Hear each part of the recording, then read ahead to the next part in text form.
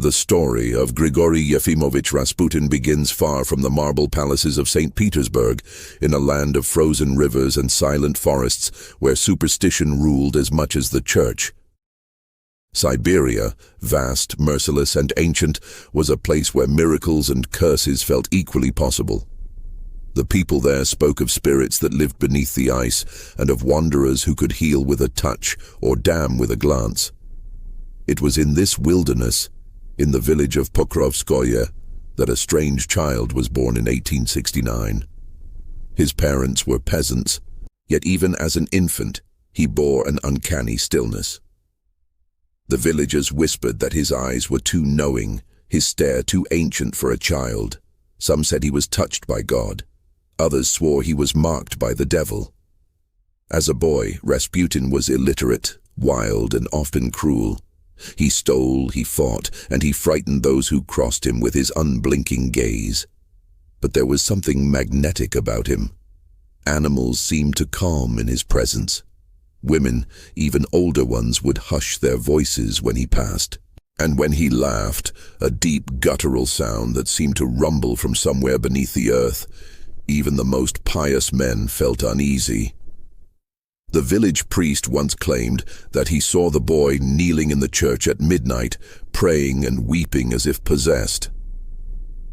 When he touched the boy's shoulder, Rasputin turned with eyes that glowed like embers in the candlelight. The priest fled, and later told others he had felt the breath of the devil on his neck. In those years, Russia was a land suspended between worlds. The old peasant mysticism still thrived among the poor, while the aristocracy flirted with European philosophy and decadence.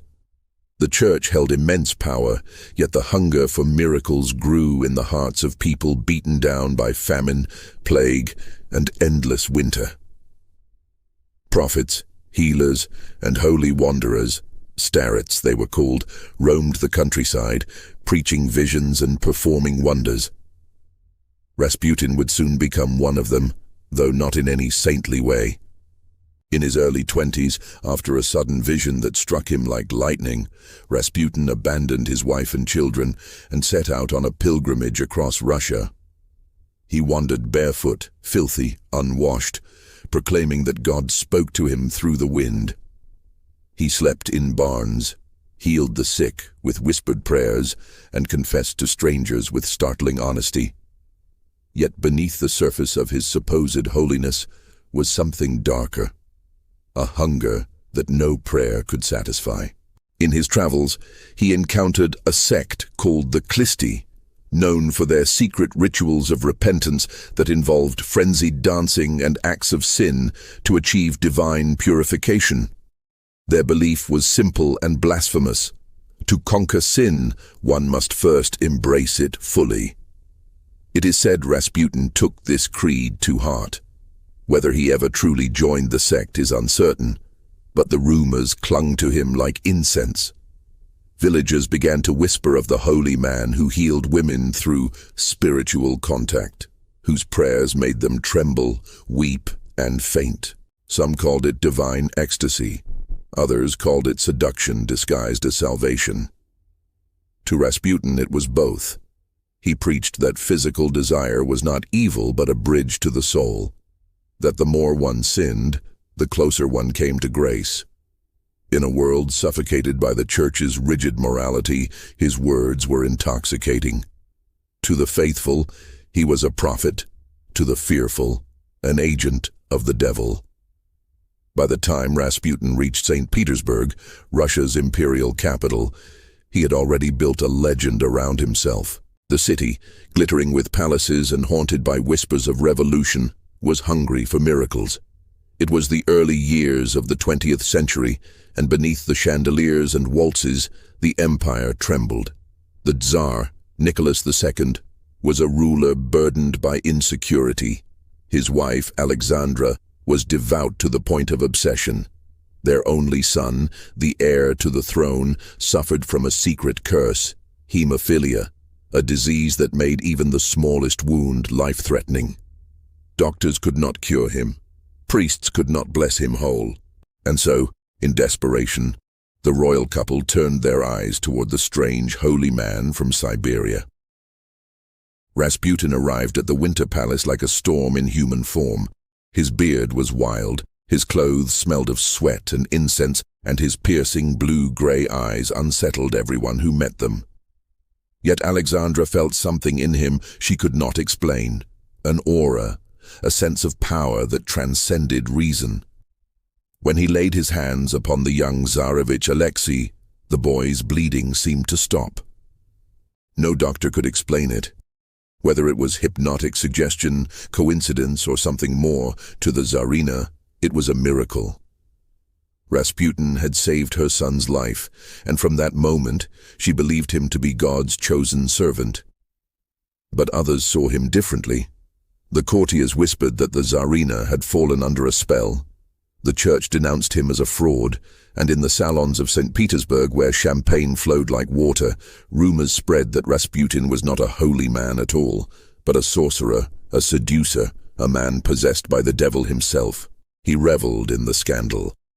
He drank heavily, boasted of his closeness to the royal family, and was often seen in the company of noble women who claimed to seek his blessings, but left his presence pale and trembling.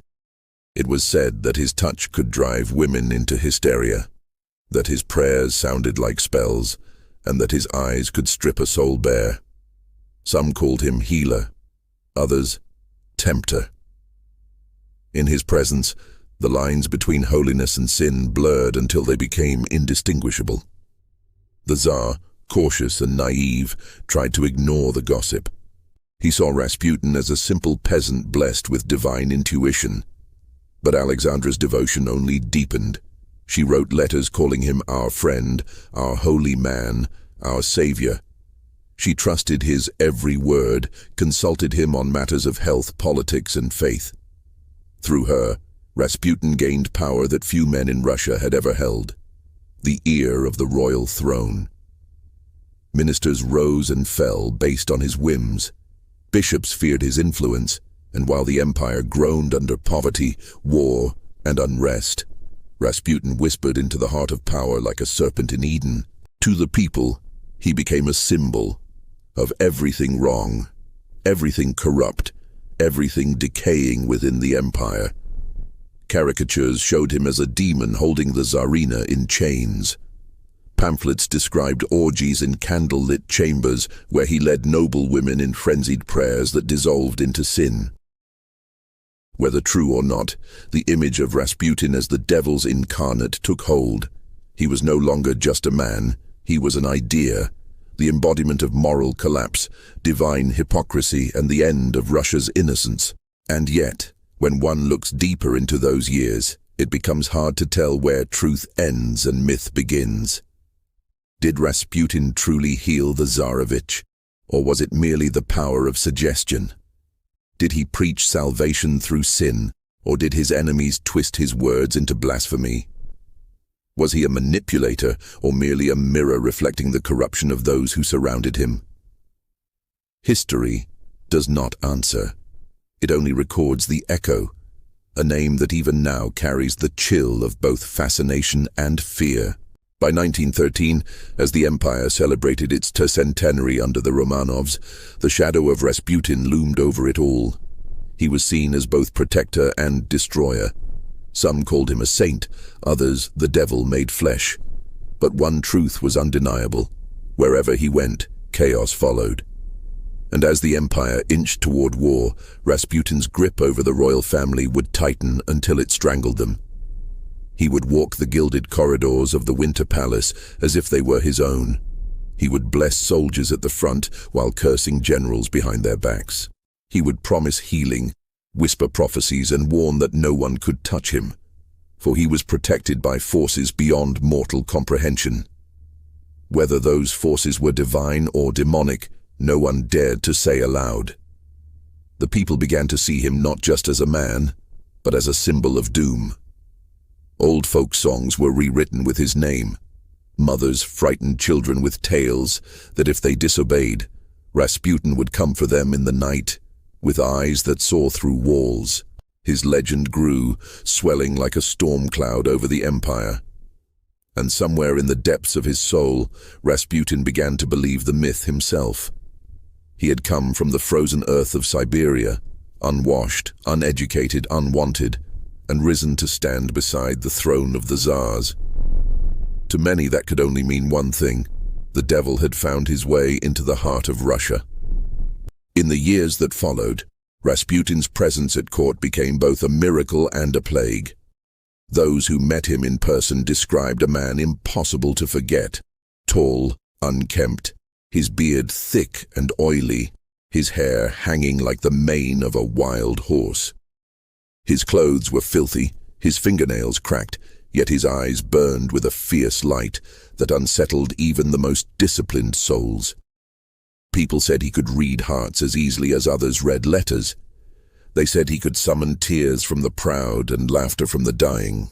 He spoke in riddles, in half-muttered prayers, switching from holy chants to lewd jokes within the same breath. There was something in his manner that made people tremble, as if he stood on the thin line between sanctity and madness. When Rasputin walked through the marble corridors of the Winter Palace, even the guards turned their eyes away. The Tsarina adored him. The Tsar tolerated him. He would arrive without notice, bow to no one, and speak to the imperial couple as though they were equals. "You worry too much," he would tell Nicholas with a smirk. "God speaks to me. You must listen." For whenever Rasputin prayed over the ailing Tsarevich, the boy's condition seemed to improve. The bleeding slowed, the fever lifted. Doctors, baffled and humiliated, were dismissed. The imperial family began to believe that without Rasputin, their child would die, and with him, the future of the dynasty. This strange dependency gave Rasputin power beyond imagination. Ministers and generals sought his approval. Noble women lined up for his blessings, each hoping that proximity to the holy man would bring divine favor. But blessings came in strange forms. Many of the women left his chamber shaken, weeping, whispering that they had felt the presence of God through him. Others left ashamed, afraid to speak of what had transpired. Rasputin's teachings, that true repentance required surrender to sin, spread through the city's upper circles like a fever. It was said that he could bring women to tears merely by touching their hands, that he whispered prayers in their ears until their will dissolved, that through physical surrender he promised them absolution. Whether these encounters were acts of manipulation or a perverse kind of mysticism, no one could say. In the candlelight of his apartments, he became something otherworldly, a priest and a lover, a confessor and a destroyer. Some claimed they saw his eyes glow faintly as he prayed, his voice rising to an animalistic growl. He would speak of sin as a divine river that must be crossed, of the body as a door to the soul, of lust as a form of spiritual fire. To women trapped in loveless marriages and suffocating etiquette, his words were liberation and damnation intertwined. They called him Father Grigory. But behind closed doors, many called him by another name, the Dark Saint. Rumors began to swirl through St. Petersburg society like smoke in a dying lamp. The nobles gossiped that Rasputin was sleeping with the Tsarina herself, that their late-night meetings were not prayers, but forbidden rites. Letters between Alexandra and Rasputin, filled with fervent devotion and almost erotic adoration, were intercepted and leaked to the press. "My beloved, my only friend," she wrote, "how happy I am when I can rest in your arms, those strong arms that protect me." The newspapers feasted on it, painting the image of an empress bewitched by a peasant sorcerer. The court seethed, the church trembled. And Rasputin laughed. He seemed invincible. No accusation, no scandal could touch him. Politicians tried to exile him. The Tsarina called it blasphemy. The police spied on him, but even they grew unnerved, reporting that strange lights flickered in his windows at night, that his voice could be heard chanting long after midnight, joined by women's cries that sounded like both prayer and ecstasy.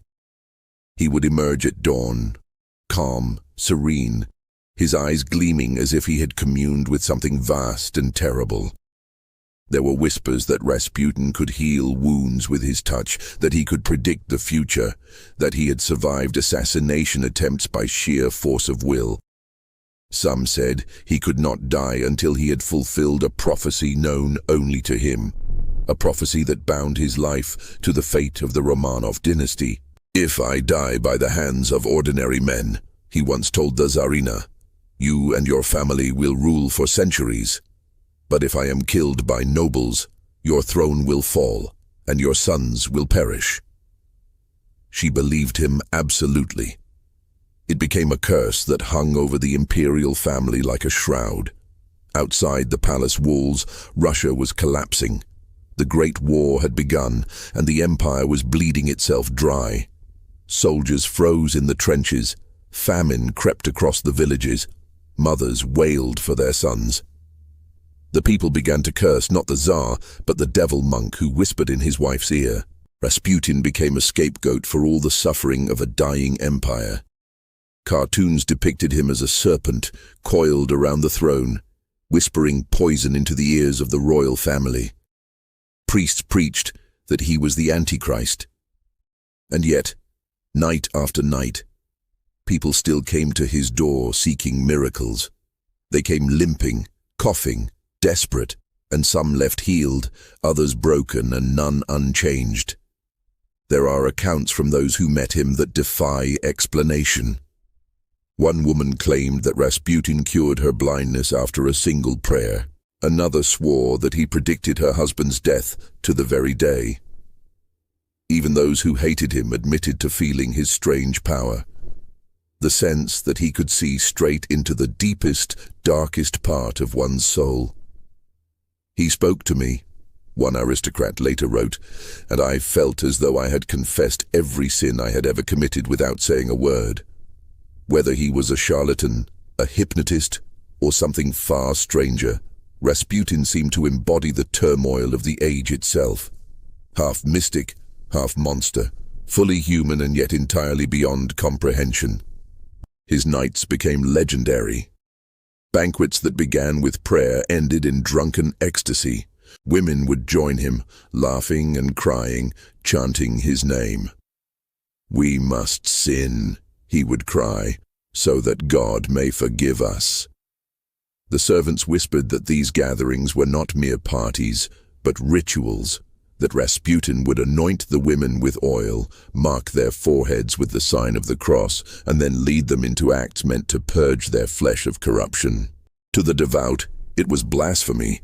To the desperate, it was salvation. But Rasputin's enemies were gathering. Aristocrats, priests, and generals, men who could not bear to see a peasant hold such sway over the empire, began to plot his downfall. They hired detectives, collected evidence, and spread lurid tales of his debauchery. Yet each scandal only seemed to strengthen his legend. He was the sinner who could not be shamed, the prophet who thrived on sin. Every attempt to destroy him only made him larger, more terrifying, more mythic. Still, cracks began to form. The Tsar-ass ministers warned him that Rasputin-ass influence was turning the people against the throne. Nicholas refused to act. Alexandra, blinded by faith, declared that those who opposed Rasputin opposed God's will. And Rasputin, sensing his own invulnerability, grew reckless. He boasted that he controlled the empire through the Tsarina's heart. He told jokes about the bishops who cursed him. He would arrive drunk to church services, muttering half-coherent prayers, weeping one moment and laughing the next. Some said he had begun to lose his mind. Others believed he was only sinking deeper into his own legend. By 1915, his enemies had enough. Assassination plots swirled like snow over St. Petersburg. He was attacked in the street, stabbed in the stomach by a deranged prostitute who screamed that he was the devil. He nearly died. For weeks he hovered between life and death, yet somehow he recovered. When he awoke, he told the Tsarina that his resurrection was proof of his divine protection. "I cannot die," he whispered. "God does not permit it." His followers wept, calling him the new Lazarus. His enemies despaired, calling him unkillable. The myth of Rasputin, the monk who would not die, became truth in the minds of millions. The knife wound changed him. Those who saw him afterward said he was quieter, colder. His eyes seemed to burn with a deeper light, as though he had glimpsed something beyond death and brought it back with him. He began to speak more often of fate, of prophecies, of the empire's doom. He warned that the war would destroy Russia, that the Tsar's stubbornness would bring ruin. But no one listened. Those who might have heeded his words hated him too deeply, and those who adored him were blind to his warnings. The empire staggered toward collapse, and Rasputin stood in its heart like a black star, pulling everything into his gravity. He would walk through the streets surrounded by beggars and soldiers, blessing some, cursing others. Women still sought him, drawn like moths to a flame they could not resist. Men still feared him, unable to kill what they could not understand. The newspapers called him the Mad Monk. The church called him heretic. But to the Tsarina, he remained holy, her last light in a darkening world. Rasputin himself could no longer tell where it lay. He spoke often of voices that guided him, of visions that came in dreams. He believed himself chosen, perhaps by God, perhaps by something older and darker that moved through the cold veins of Russia itself. Those who met him in his final years said there was no fear in him anymore, only inevitability. "They will kill me soon," he told his friends, "but it will change nothing. My spirit will not rest. I will outlive them all." Outside, the revolution was brewing. The empire trembled on the edge of chaos. But within the palace walls, Rasputin still whispered in the Tsarina's ear, still touched her son's brow with trembling hands, still believed that his will could shape the fate of nations. He was wrong, but not entirely. For even as his enemies closed in, Rasputin's legend had already escaped him. It would not die with his body. It would live on in the fires of revolution, in the echo of his name, in the stories told by those who claim to have seen the devil walk among men. The winter of 1916 settled over Petrograd like a curse. Snow blanketed the palaces, muffling the sound of distant protests and the echo of boots marching toward revolution. The empire was dying, though few dared to say it aloud. Soldiers deserted, workers rioted, and the people no longer prayed for the Tsar, they prayed for deliverance from him. And in every whispered curse, one name surfaced like a ghost rising from the Neva, Rasputin. Wrapped in his ragged coat, he wandered between the opulent mansions of his noble patrons and the muddy alleys where beggars touched his robe for luck. He was hated, feared, adored. Every emotion that men could feel, he inspired it. In one breath, they called him healer. In the next, devil. His name had become both accusation and prophecy. If Rasputin dies, some said, Russia will fall. When he laughed now, it was deeper, more menacing, as though he had made peace with the idea that his soul belonged to no god. He boasted that bullets could not kill him, that poison would turn to water on his tongue.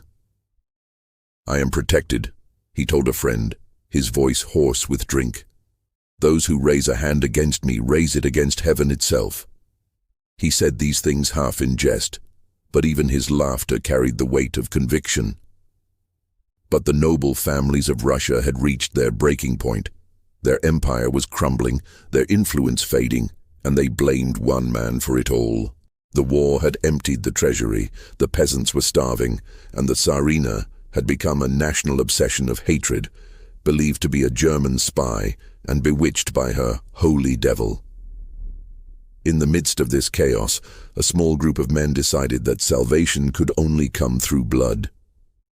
Prince Felix Yusupov, heir to one of the richest families in Russia, became the architect of Rasputin's destruction. He was young, handsome, decadent, and fascinated by evil. Yusupov would later write that Rasputin's eyes were not human, that they shone with the light of madness and eternity. To kill him, Yusupov gathered a conspiracy of nobles and politicians, Grand Duke Dmitry Pavlovich, cousin to the Tsar, the right-wing politician Purishkevich, and several officers of the secret police. They told themselves it was for the good of Russia, but beneath their patriotism burned fear. Fear of the peasant who had conquered the palace. Fear of the shadow that would not fade.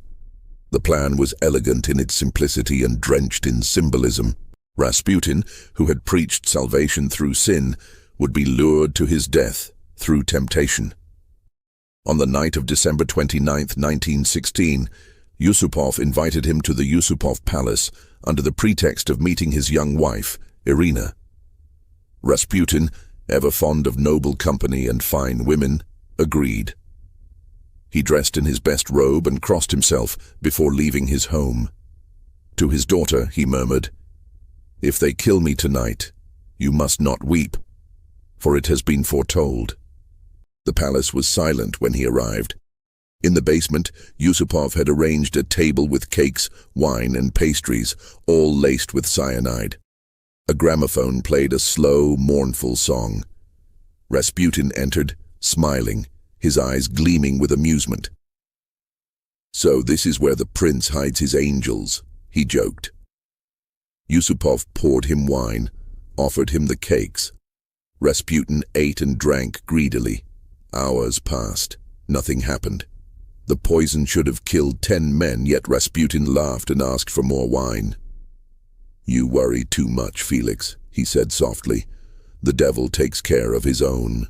Yusupov began to tremble. The poison had failed. Panic turned to dread. He excused himself, retrieved a revolver, and returned to the cellar. Rasputin stood by the crucifix, humming. "You'd better look at the cross one last time," Yusupov whispered. Then he raised the gun and fired. Blood spread across the stone floor. The conspirators exhaled in relief. Yusupov knelt beside the body, touched his face, and whispered, "It's done." They climbed upstairs to celebrate the salvation of Russia. But Rasputin was not finished. When Yusupov returned moments later, the body was gone. Rasputin was crawling toward the stairs, his hands slick with blood, his eyes burning with something that was no longer human. Yusupov screamed. The others rushed down. Purishkevich fired twice, once into his back, once into his head. Rasputin fell again, twitching. Still, his heart beat. It took a third bullet to silence him. Even then, they were not sure he was dead. They bound him, dragged his body into the courtyard, and beat him until his face was unrecognizable. Then, in the icy pre-dawn, they carried him to the Neva River. The ice cracked beneath their boots. They threw him into the black water. The river closed over him without a sound. When his body was found days later, his hands were raised above his head, as though he had tried to claw his way out. His lungs were filled with water. Rasputin, it seemed, had drowned. The legend was born that moment. The newspapers printed every lurid detail, transforming his death into myth. The peasant who had defied the church, seduced the nobility, and ruled the Tsarina had died like a demon, but not before mocking his killers from beyond the grave. The people said that when he was thrown into the river, the ice glowed red as blood. Some swore they heard laughter echoing over the water. At his funeral, the Tsarina wept uncontrollably. The Tsar stood in silence, his eyes hollow. The priest intoned prayers that sounded more like exorcisms than blessings. Within weeks, the monarchy began to crumble. The prophecy Rasputin had spoken, the curse of noble blood, unfolded exactly as he had promised. Revolution erupted, the Tsar abdicated, the Romanovs were imprisoned, and 2 years later they were executed in a basement by men who whispered that Rasputin's shadow was in the room with them. It was said that when the bullets struck the Tsarina, her lips moved as though she were praying his name. The Russia that emerged from that storm was no longer the one Rasputin had known. The palaces were empty, the icons torn from the walls, the churches silent. But in the taverns and the frozen villages, people still spoke of the mad monk who had outlived death. His name became a curse and a spell. Soldiers invoked it for protection in battle. Mothers frightened their children with it. "Sleep," they whispered, "or Rasputin will come for you." Even the Bolsheviks, who prided themselves on reason, could not kill the legend. They feared the superstition he embodied, the idea that one man's will could bend the world, that faith and sin were two faces of the same divine madness. They burned his body, scattered his ashes. Still, the stories persisted. They said his eyes did not burn, that his face did not melt, that the smoke rising from his corpse formed the shape of a cross before vanishing into the sky. In death, Rasputin became what he had always wanted to be: eternal. His myth seeped into every corner of the Russian imagination. To some, he was the devil's incarnate, sent to destroy an empire rotten with pride. To others, he was a prophet punished for revealing the hypocrisy of the powerful. And to a few, he was something far more complex, a mirror in which Russia saw its own soul, torn between holiness and corruption, passion and despair. Years later, when the revolutionaries spoke of the fall of the Romanovs, they could not help but mention him. "It was Rasputin who began the end," one historian said, "and Rasputin who never truly ended." For even now his story refuses to rest. He has become part of the mythic fabric of history, standing beside the great sinners and saints, a reminder that power and faith, when intertwined, can destroy as easily as they can heal. The Neva still freezes each winter, and on certain nights, when the fog rolls low and the church bells echo through the snow, old fishermen swear they see a figure walking upon the ice. Tall, bearded, his coat trailing behind him like smoke. They say he stops at the river's center, looks toward the palace that no longer houses a czar, and raises his hand in blessing, or perhaps in curse. Then he vanishes, leaving only the sound of distant laughter carried away on the wind. For the people of Russia, Grigory Rasputin has become less a man than an omen, a warning. A question whispered across generations: was he a saint sent to save a doomed empire, or a demon sent to finish it? No historian has ever answered it fully, and perhaps none ever will. For Rasputin's true power was not in his miracles, nor his lust, nor his prophecies. It was in his ability to make men see what they most feared, and then to make them believe it. Even now, more than a century later, his eyes stare out from photographs, alive with the same haunting certainty. Eyes that defy death, eyes that seem to know something that the rest of the world has forgotten. Some say the devil himself once walked the frozen roads of Siberia, wearing the robes of a monk. Others say that Russia, in her pain and madness, simply created the devil she needed. Either way, the name remains, a whisper, a warning, a legend that will never truly die. The murderers of Rasputin thought they were saving Russia, but in truth they were sealing her doom. For Rasputin's death was not an ending, it was an invocation. The moment his blood touched the frozen waters of the Neva, whispers spread through the corridors of power that something ancient had been unleashed. His body, when it was found, bore signs that defied explanation. Water in his lungs suggested he had drowned, though he'd been shot and poisoned before ever hitting the river. His eyes, open wide and fixed on some invisible horror, seemed to accuse the living. In the smoky taverns of Petrograd and the candle-lit churches of the countryside, they whispered that the devil's monk would return when Russia burned. And burn she did. Within months, the empire crumbled. The Tsar abdicated, the Romanovs were imprisoned, and soon after, executed in cold blood. The dynasty that had ruled for 3 centuries was extinguished within the same season that Rasputin's body turned to ice. His prophecy to Alexandra, "If I die, you and your family will not live 2 years," proved chillingly true. To the superstitious masses, it was proof that Rasputin had bargained with dark powers, that he had bound his fate to that of the Romanovs. His spirit, they said, had not gone to rest, but wandered the blizzards of Siberia, whispering vengeance and madness into the hearts of men. The Bolsheviks, pragmatic as they claimed to be, could not escape his shadow. They mocked religion, burned icons, and denounced superstition, yet among the revolutionaries, Rasputin's name lingered like a curse. Lenin himself dismissed him as a relic of corruption, but some of his closest aides avoided discussing the monk entirely, as if to name him was to invite him back. The church declared Rasputin an agent of Satan. The people made him a saint of sin. In the years that followed, countless impostors arose, claiming to be his reincarnation. Each was hunted, each executed, and each somehow added another layer to the legend. His supposed sexual practices, already infamous, became monstrous in retelling. Women who had once sought him for healing now claimed to have been bewitched. They described his presence as overwhelming, his gaze as a force that stripped away their will. To skeptics, it was hysteria.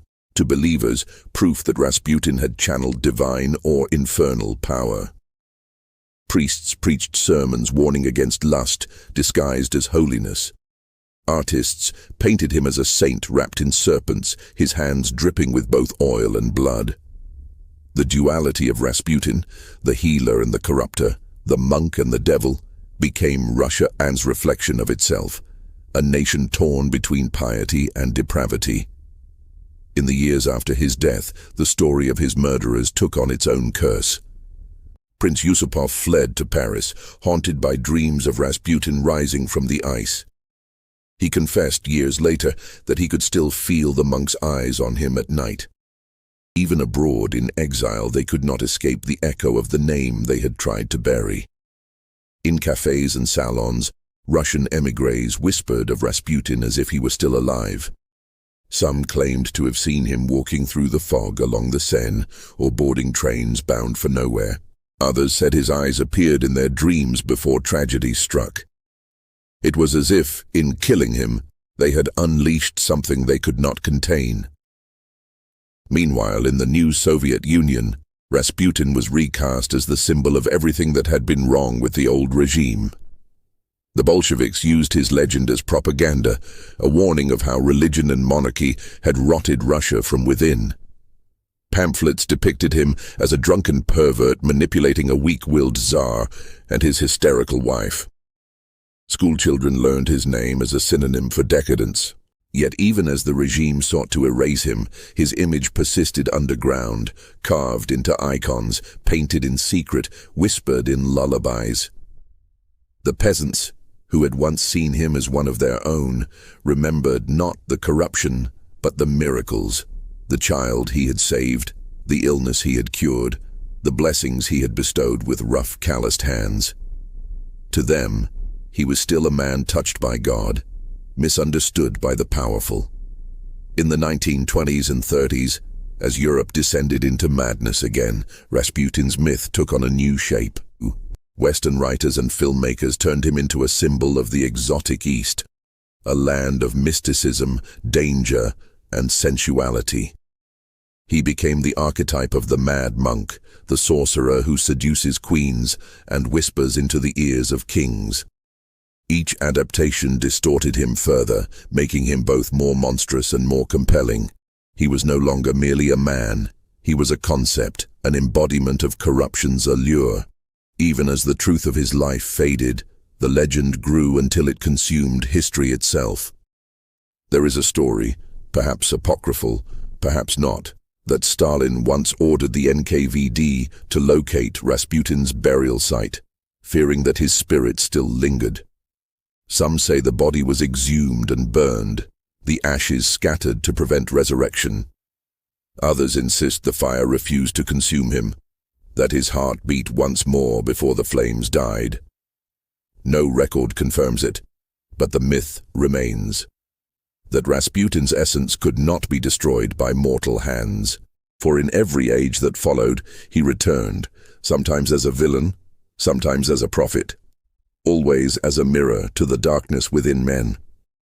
His supposed sexual rites, which so scandalized the court, became metaphors for power itself.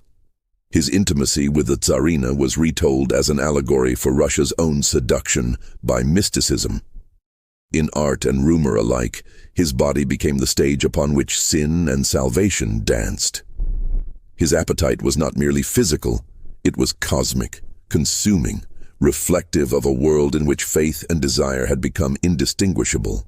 To his detractors, Rasputin's lust symbolized moral collapse. To his followers, it symbolized transcendence through sin. He embodied the heresy that to reach the divine, one must first pass through corruption, that only through the body's ruin could the soul be reborn. As decades passed, Rasputin's name survived revolutions, wars, and the collapse of empires. Each generation rediscovered him anew, sculpting him in its own image. The atheists saw him as madness born of superstition. The spiritualists called him a vessel of hidden truth. Historians tried to separate fact from fiction, but found the task impossible. Every witness contradicted the next, every document shimmered with deceit. Rasputin himself would have approved, for he lived on the edge of belief, feeding on ambiguity. To doubt him was to grant him power, to deny him was to invoke him.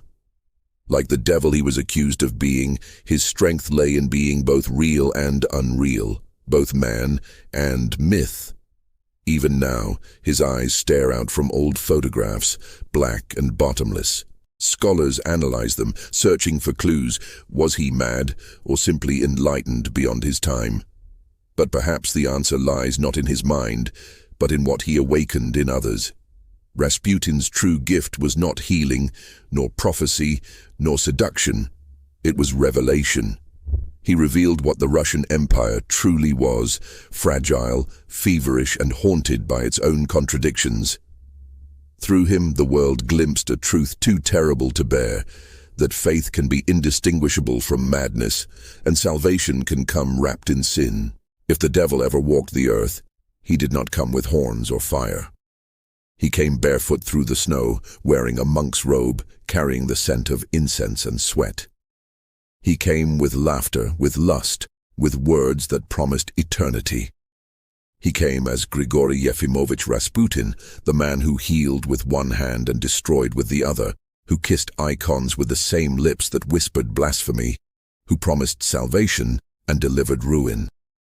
And as Russia tore itself apart in blood and revolution, his laughter, they say, could still be heard in the wind.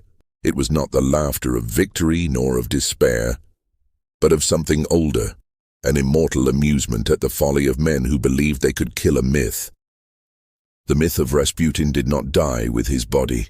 It only changed form. When the empire collapsed and Russia was reborn in blood, his shadow crossed borders, haunting imaginations far beyond the land of his birth. In Europe, writers and mystics, priests and occultists whispered his name as if invoking a spell. They spoke of the Siberian peasant who rose from obscurity to dominate an empress, of a holy man who preached salvation through sin, of a prophet who foresaw the end of a dynasty and the birth of a new, darker age. The West, fascinated and terrified by the idea of a nation so vast and unknowable, made him the perfect symbol of Russia itself, mystical, corrupt, and dangerous. In Berlin and Paris, artists painted him as a fever dream, his eyes twin abysses, his beard a nest of serpents. Poets wrote verses calling him the Black Christ of the North. Playwrights gave him lines stolen from Lucifer, twisting his words into poetry that promised enlightenment through pleasure and ruin. In London, the newspapers turned him into a monster. They described his eyes as hypnotic, his hands as vampiric, his influence over women as diabolical. Each new retelling stripped away another layer of humanity until what remained was a creature stitched together from fear and fascination. Cinema soon claimed him. In flickering reels, he became the archetype of corruption, the dark priest who seduces queens, poisons kings, and laughs as empires burn.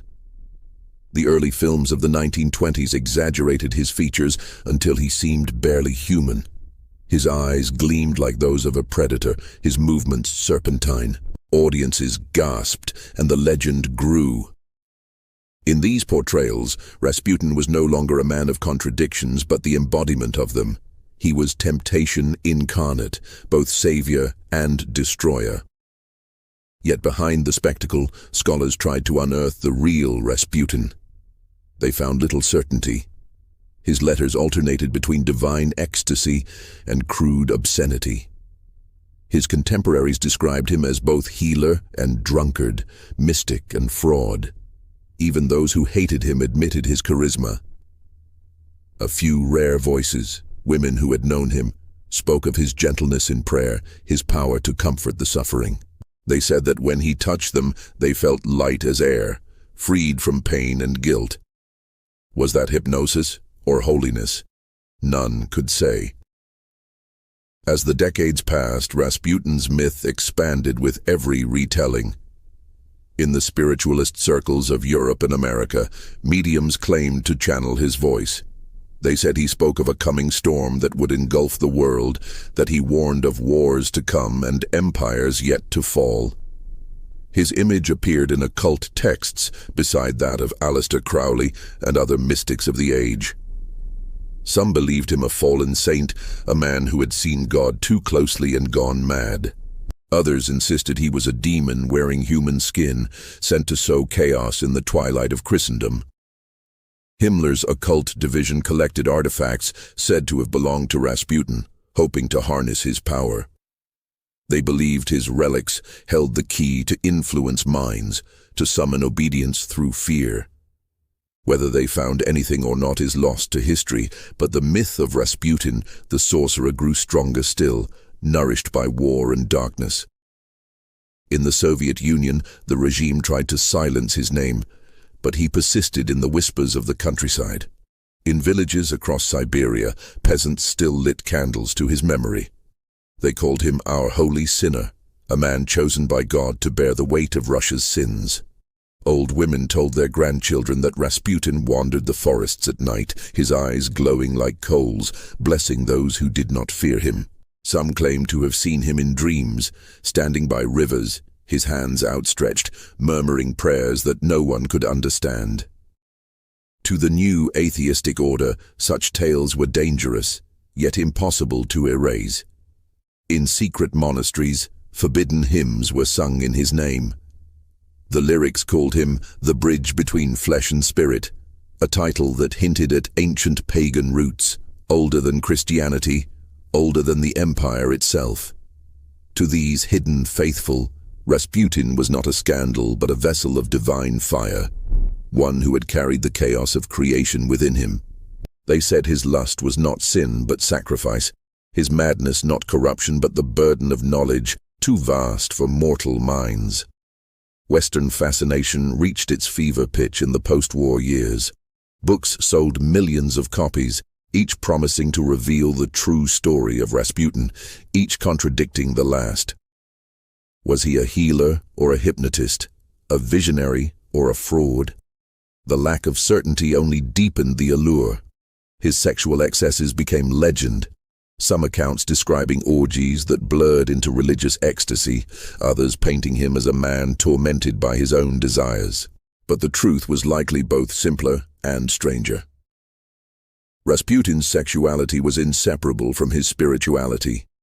For him, the body was not an obstacle to salvation, but a path toward it. Through physical pleasure, he believed the soul could glimpse the divine. This doctrine, so blasphemous to the Church, was ancient in origin, echoing the beliefs of early mystics and Gnostic sects that had been branded heretical. In this way, Rasputin became a bridge between worlds, the sacred and the profane, the Christian and the pagan, the modern and the mythic. His story refused to fit within the narrow bounds of history because he represented something timeless. Humanity's hunger to touch the divine, even at the cost of damnation. The Cold War transformed him again.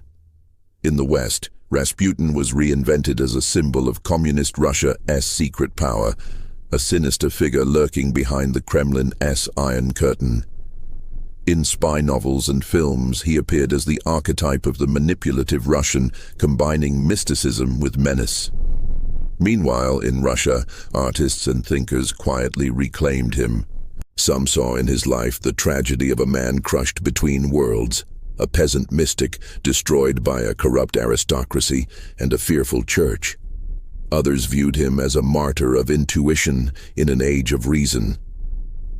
To them, his death symbolized the death of the Russian soul itself, sacrificed on the altar of progress and ideology. Even the church, which had once damned him, could not entirely deny his mystery. In the 1990s, when Russia emerged from the wreckage of the Soviet Union, there were whispers, unofficial, cautious, that Rasputin might have been misunderstood, even divinely inspired. Pilgrims began to visit Pokrovskoye, his birthplace, leaving offerings at his grave. They prayed not for forgiveness, but for strength. His image long banned began appearing again in icons and folk art. Some painted him with the halo of a saint, others with the horns of a demon. In truth, he was both. Legends multiplied. Some said his bones were stolen by secret societies seeking his power. Others claimed his descendants carried his bloodline, marked by the same piercing eyes and strange intuition. There were stories of a manuscript written by Rasputin himself, hidden in the Ural Mountains, containing prophecies that stretched far beyond his lifetime, predictions of fire, iron, and new gods made of metal. None of these tales were ever verified, but that hardly mattered. The myth had become self-sustaining, a living organism that fed on fascination. Rasputin's story now transcends time, crossing from history into archetype. He is the eternal intruder, the outsider who exposes hypocrisy and reveals the rot beneath civilization's surface. In this, he stands alongside the great tricksters and tempters of myth, Loki, Pan, Mephistopheles.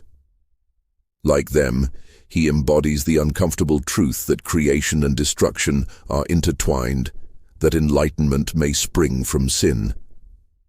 When people whisper that he was the devil's incarnate, perhaps what they mean is something subtler, that he showed humanity its reflection, and it recoiled. In the modern world, his name still resonates. Musicians, filmmakers, and storytellers resurrect him endlessly, drawn to his contradictions. In popular culture, he dances, laughs, and dies again, refusing to stay buried. His image shifts with each generation, sometimes villain, sometimes victim, sometimes both. Yet beneath every retelling lies the same haunting fascination. The idea that one man could stand between heaven and hell and smile at both. And perhaps that is why, even today, when snow falls on the Russian plains and the wind whispers through the birch forests, some still claim to hear his laughter. They say it echoes through abandoned monasteries and across frozen rivers, the same laughter that greeted his murderers in their dreams. Whether it belongs to a saint, a sinner, or something in between, no one can say. For Rasputin was never merely a man. He was a mirror held up to an empire, to a people, to the human soul itself. Through him, Russia confronted its own extremes, its holiness and its corruption, its purity and its depravity. And as long as those forces remain alive in the human heart, so too will the legend of Grigory Rasputin, the monk who could not die, the devil's incarnate who ruined an empire by revealing the truth it refused to see. They said that when the world entered its age of machines, Rasputin's power would fade. That the light of science and the hum of progress would banish the shadows where his legend thrived. But even now, more than a century after his death, his name lingers, an echo that refuses to die. It appears in the most unlikely places, in the lyrics of songs, in the words of poets, in the twisted beauty of art that cannot forget his eyes. Rasputin survives not because of who he was, but because of what he revealed.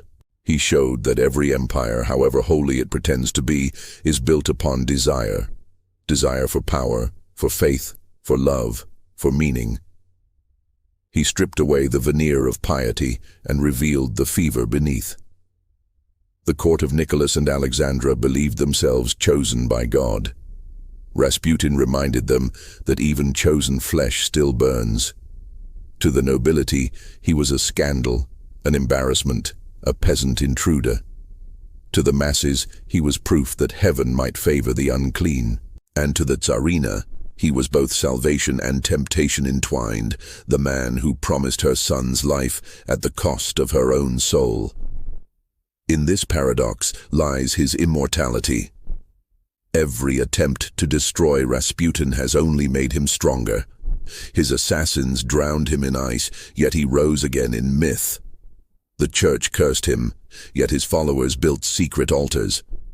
The historians who tried to explain him found themselves trapped in his labyrinth, where every fact turned into a story and every story into a riddle. Even now his photograph, the one where he stares straight into the camera, beard unkempt, eyes bottomless, seems to look back with an awareness that defies time. It is the gaze of a man who knew he would outlive history. Modern Russia, born from the ashes of all that came before, cannot escape him either. In the 21st century, when the old faiths wane and the world worships new gods of wealth and power, Rasputin's presence has grown strangely relevant again. He has become a symbol of resistance against hypocrisy, a ghost that mocks the powerful. Some see him as a reminder of the danger of blind faith, others as the embodiment of an older truth, that the divine cannot be controlled or purified, only endured. His story reminds us that every time humanity builds an altar, it also builds a shadow behind it. In the age of digital myth-making, Rasputin thrives anew. The internet has given him fresh life, reanimating his legend for millions who know him only through fragments, photographs, rumors, songs. In memes and documentaries, he dances between irony and reverence, as though mocking the idea of death itself. And perhaps, in this strange immortality, he has achieved what he sought all along. The body decays, the empire falls, but the story endures, and stories, unlike flesh, cannot be killed. But to understand the power of that story, one must return to the night of his death. The cold December air, the whisper of the Neva, the sound of boots on frozen stone. When his killers left him there, they believed they had ended a curse. Yet something in the air shifted. The empire that had stood for 3 centuries began to crumble within weeks. It is tempting to see this as coincidence, but Russia, a land built on faith and superstition, does not believe in coincidence. It believes in signs. Rasputin's prophecy to Alexandra that his death would bring her ruin became truth, and truth became myth. In that transformation, the devil's incarnate achieved the one thing he had always desired, to become eternal. There is an old tale told by Siberian wanderers, one that has no author and no beginning. It says that on nights when the moon is full and the river freezes solid, a figure walks upon the ice. He is barefoot, his robe torn, his beard white with frost. His eyes burn faintly, like lanterns beneath the snow. Those who see him say he carries no hatred, only amusement, a kind of pity for the living. He does not speak, but his presence stirs the air. Dogs whimper, candles flicker, and for a moment, time stops. Then he vanishes, leaving behind only the faint scent of incense and smoke. They call him the wandering starets, the eternal pilgrim, doomed to walk until Russia finds peace. Such legends are dismissed as folklore, but they endure because they speak to something deep in the collective memory. Rasputin has become more than a man, more than history. He is a symbol of everything that cannot be tamed, the mystic impulse, the hunger for transcendence, the madness that accompanies faith. He stands beside Faust and Prometheus, figures who defied the boundaries of heaven and earth. And like them, he reminds us that enlightenment often demands a descent into darkness. His sexual obsessions, so scandalous in life, have taken on new meaning in myth. To the modern mind, this seems perverse. To the mystic, it is merely honest. Rasputin's greatest sin was not indulgence but authenticity. He refused to hide the primal urges that others buried beneath their prayers. In doing so, he exposed the hypocrisy of his age, and perhaps of every age since. That is why his story feels timeless. Every era has its Rasputin, its outsider, who unsettles the order of things, who blurs the line between prophet and madman. The court of Nicholas II was merely one stage upon which this eternal drama played out. It is the same story told in every civilization. A man of visions enters a decaying world, offers salvation, and is destroyed by those he tries to save. But his destruction only feeds the myth, and the myth becomes a mirror in which humanity sees itself, unmasked. Even now, the ruins of imperial palaces whisper his name. The marble halls where he once walked are museums, their gilded ceilings reflecting the ghosts of a vanished age. Tourists take photographs in the Winter Palace, unaware that beneath their feet, shadows still linger. Somewhere in that vast silence, the echo of his laughter may still remain, soft, knowing, eternal. There are those who believe that Rasputin foresaw not just the fall of the Romanovs, but the end of all empires. They claim he wrote in his final letters that a new age would come, ruled not by kings, but by illusions, by images, by stories, by unseen forces that command belief. If such words ever existed, they were lost, but the prophecy feels strangely fulfilled. For today, power lies not in thrones, but in myths, and no myth endures like that of the mad monk who defied God and man alike.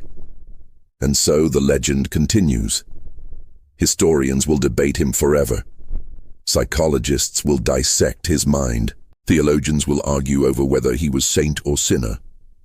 But none of it matters, because the truth of Rasputin does not lie in facts. It lies in the spell he cast over the world, a spell that has never been broken.